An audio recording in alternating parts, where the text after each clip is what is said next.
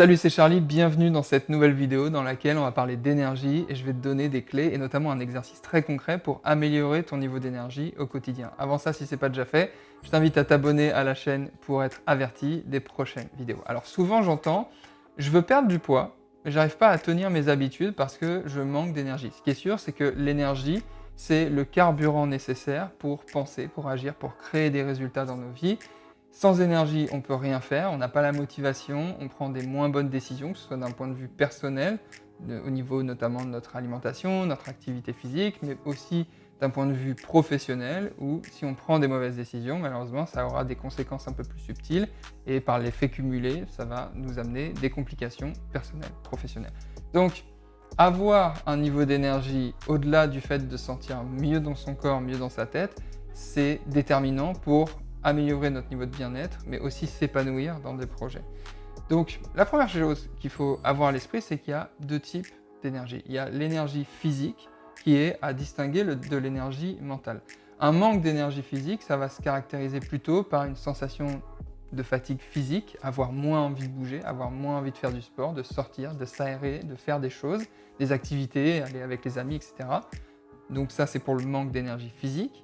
Et le manque d'énergie mentale, ça va plutôt se caractériser par une certaine forme de lassitude, moins envie de faire les choses, moins envie de prendre des décisions et souvent aller vers la gratification immédiate et le fait d'aller vers des activités qui vont finalement nous amener plus de confort à court terme.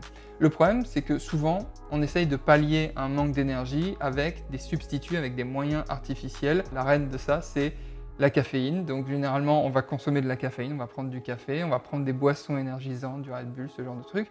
Le problème de la caféine, c'est qu'elle est hypoglycémiante, c'est-à-dire qu'elle va avoir tendance à faire baisser le taux de sucre dans le sang, ce qui va éventuellement nous amener à une situation qu'on qualifie de relais hormonal, ce qui va augmenter notamment notre niveau de cortisol, donc augmenter notre niveau de stress. Et c'est un peu le cercle vicieux parce que plus tu es fatigué, plus ton niveau de stress va augmenter, moins ton sommeil va être de qualité. Et du coup, tout ça, c'est des pansements temporaires et ça ne résout pas le problème à la source.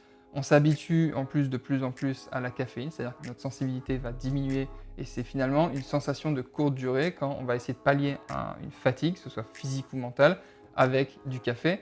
Rien ne remplace une bonne nuit de sommeil et surtout d'améliorer la qualité de son sommeil. D'ailleurs, je te mets la vidéo ici que j'ai faite sur comment faire pour améliorer la qualité de son sommeil. C'est un point vraiment crucial à considérer lors d'une perte de graisse. Donc c'est parti, on va voir tout de suite un exercice qui va t'aider à améliorer ton niveau d'énergie. Cet exercice, c'est ce principe de booster et de boulet, c'est-à-dire que tout au long de la journée, par le fait de ton environnement, par le fruit de ton environnement, que ce soit des comportements, des activités, des personnes, des situations de vie, des événements qui arrivent, des choses avec lesquelles tu dois interagir, il y a des choses qui vont avoir tendance à te donner de l'énergie, que ce soit physique ou mentale, et des choses qui vont avoir tendance à te prendre de l'énergie, à baisser ton niveau d'énergie.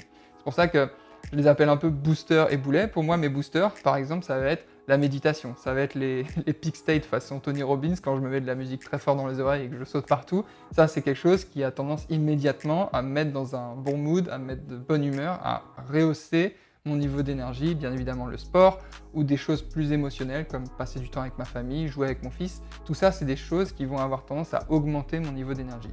Et mes boulets, qui sont personnels, mais je te les partage parce que tu vas peut-être t'identifier dans certains d'entre eux et ça va aussi t'aider à identifier potentiellement des choses qui vont te prendre de l'énergie.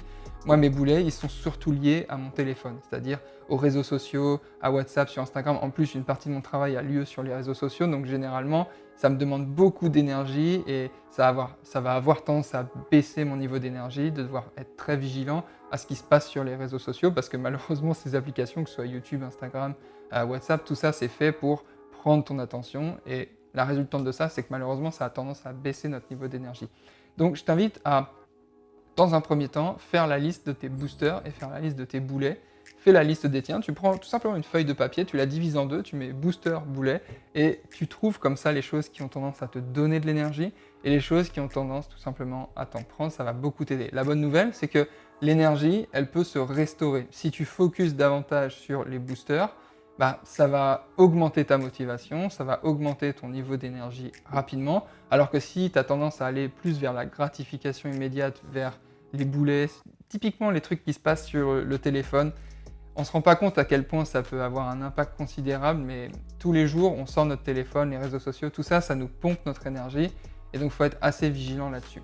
Donc, 1, prendre conscience de ce qui te prend de l'énergie et 2, ce qui t'en amène. D'un point de vue plus physiologique, l'alimentation est très stratégique, c'est-à-dire qu'il y a un juste milieu à trouver entre les repas très chargés qui vont provoquer ce sentiment d'être potentiellement, tu sais, tu fais un gros repas, tu es complètement amorphe après un gros repas en famille ou entre amis. C'est pas pour rien, c'est caractéristique de ce qu'on appelle la somnolence postprandiale, c'est-à-dire que tu as eu un apport calorique assez conséquent et donc tout simplement le corps est moins enclin à être alerte parce que historiquement il fallait chercher de la nourriture. Donc quand tu as bien mangé, ça peut provoquer cette somnolence postprandiale, juste envie de un peu pioncer après un repas, et c'est tout à fait normal, mais c'est juste que le savoir, ça permet de mieux l'anticiper et de mieux organiser sa journée autour par rapport à si tu as des trucs importants à faire par exemple. Lors d'une perte de poids, ça arrive rarement parce que généralement on ne va pas faire des très gros repas, mais c'est surtout le timing et le type d'aliments qui vont être stratégiques pour pallier le déficit calorique, pour bien gérer la faim. D'ailleurs, j'ai fait une vidéo sur comment gérer la faim, je te mets la fiche juste ici. Si tu as conscience qu'il y a certaines choses que tu digères mal, ne les mange plus. Donc l'alimentation va être forcément quelque chose qui va venir soit soutenir un bon niveau d'énergie, soit tout simplement va t'en prendre, donc c'est un juste milieu à trouver. Alors un truc qui est un peu contre-intuitif, c'est que souvent, quand on est fatigué physiquement, typiquement après une grosse journée de boulot, on se dit « Ah, j'ai moins envie d'aller m'entraîner parce que je suis fatigué » et c'est sûr que c'est plus facile de rentrer chez soi et de se foutre dans le canapé devant Netflix plutôt que d'aller faire une séance. Pourtant, généralement, c'est d'autant plus gratifiant de se pousser un peu, d'aller faire sa séance de sport parce que tu connais cette fameuse phrase, le mouvement c'est la vie, le corps humain est fait pour bouger et généralement, aller nous faire un effort physique, tout simplement, ça va augmenter notre niveau d'énergie. Donc pas besoin non plus d'aller dans le no pain no gain, il faut que la séance soit super difficile. Non, juste par activité physique, tu peux, là je parle de sport, mais tu peux très bien juste aller marcher 15 minutes, 20 minutes, 30 minutes, aller t'aérer l'esprit et juste te mettre en mouvement, ça va potentiellement augmenter juste ton niveau d'énergie, le fait de bouger. Tu peux aussi faire de la mobilité, des étirements dynamiques, des étirements actifs, aller chercher des amplitudes articulaires que tu n'as pas l'habitude de faire. Tout ça, c'est un peu proche d'une séance de yoga, tu vois, où tu te concentrer sur ta respiration, bouger. Tout ça, c'est les activités liées à l'activité physique, ça va venir forcément, d'un point de vue physiologique, soutenir aussi ton énergie parce que ça va te faire circuler le sang, ça va augmenter ta température corporelle, ça va augmenter tes battements cardiaques, donc tout ça, ça va soutenir un meilleur niveau d'énergie. Donc tu vois, tout est lié et tout se fait pas du jour au lendemain. L'idée, c'est de trouver les trucs qui fonctionnent pour toi et pour ça, la meilleure des choses, c'est de tester, mais surtout de faire cet exercice, identifie ce qui te pompe de l'énergie toute la journée, petit à petit, parce que généralement, si on n'a pas de conscience là-dessus, on laisse s'intégrer des choses, notamment via notre environnement, qui vont nous prendre énormément d'énergie, ce qui va généralement, par la suite, nous générer beaucoup de frustration. Donc j'espère que cette vidéo t'a aidé à prendre conscience que tu peux faire varier ton niveau d'énergie physique et mentale, que c'est un pilier essentiel pour perdre du poids durablement, reprendre confiance en soi et finalement mener à bien ses projets d'un point de vue personnel ou professionnel. Comme d'habitude, tu retrouves le lien en description vers ma formation offerte dans laquelle je te détaille les 4 étapes à suivre pour devenir une battante, reprendre le contrôle de ta vie, de ton environnement et apprécier cette aventure de perte de graisse. Je te retrouve dans une prochaine vidéo. Prends soin de toi. Ciao.